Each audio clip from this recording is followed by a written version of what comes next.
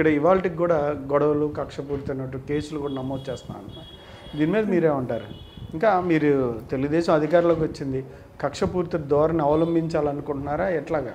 ఈ నిమిషం వరకు కూడా ఈ 2-3 నెలల్లో వైసీపీ నాయకుల మీద కానీ వైసీపీ కార్యకర్తల మీద కానీ నర్సరావుపేట పోలీస్ స్టేషన్స్లో టౌన్ పరిధిలో ఉన్న 2 పోలీస్ స్టేషన్లు కానీ అలాగనే మండలం రొంపిచెర్ల మండలంలో ఉన్న పోలీస్ స్టేషన్ కానీ టౌన్లో ఉన్న రూరల్ పోలీస్ స్టేషన్లో ఎక్కడా కూడా వైసీపీ వాళ్ళకి వ్యతిరేకంగా ఎక్కడ కేసులు పెట్టినటువంటి పరిస్థితి అయితే లేదు.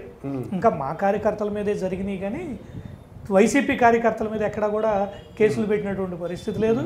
దౌర్జన్యంగా వాళ్ళ మీద వాళ్ళు చేసినట్టుగా మా వాళ్ళు చేసినటువంటి పరిస్థితి ఒక్క సందర్భం కూడా లేదు. అంటే మీరైతే ఎట్లాంటి దాడులు దిగడం కావచ్చు, లేదంటే వేరే రకంగా కక్షపూరితంగా వ్యవహరించగా ఎవరైతే ఉద్యోగస్తులుగా ఉన్న వాళ్ళని కూడా జీతాలు రాకుండా ఆపుతున్నారని చెప్పి సొసైటీలో జరుగుతున్న వాటి గురించి నిన్న కూడా మాట్లాడారు. అలాంటిది ఇప్పుడు మా అధినాయకుడు గౌరవ ముఖ్యమంత్రి గారు చంద్రబాబు నాయుడు గారు గవర్నమెంట్ వచ్చిన వెంటనే ప్రెస్లోనే ఓపెన్గా చెప్పారు. ఎమ్మెల్యేలందరినీ ఎంపీలందరినీ కూర్చోబెట్టి మాట్లాడిన రోజు కూడా క్లియర్గా చెప్పడం జరిగింది. ఎక్కడ ఒక్క ఇన్సిడెంట్ జరిగినా ఆ కాన్స్టిట్యున్సీ ఎమ్మెల్యేని బాధ్యత వహించాల్సి ఉంటుంది.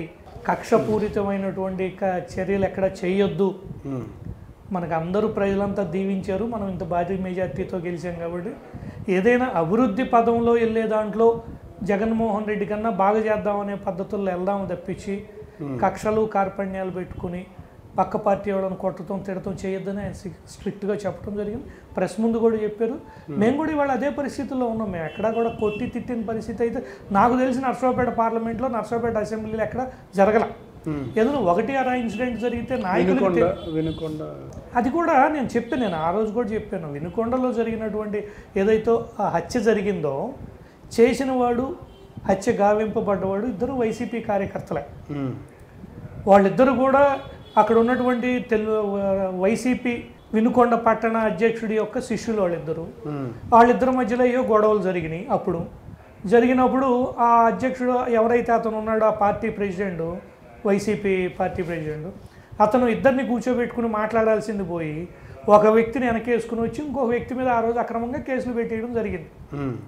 ఇవాళ గవర్నమెంట్ మారిన తర్వాత వాళ్ళ పక్కన గవర్నమెంట్ లేదు కాబట్టి వాళ్ళకి సహకరించే అధికారులు లేరు కాబట్టి అతను ఏదో కక్ష సాధింపు చర్యలో ఏదో బాగా చేశాడు. క్లియర్గా వీడియోల్లో కనపడతా ఉంది చంపింది ఎవరు చచ్చిపోయింది ఎవరు అనేది.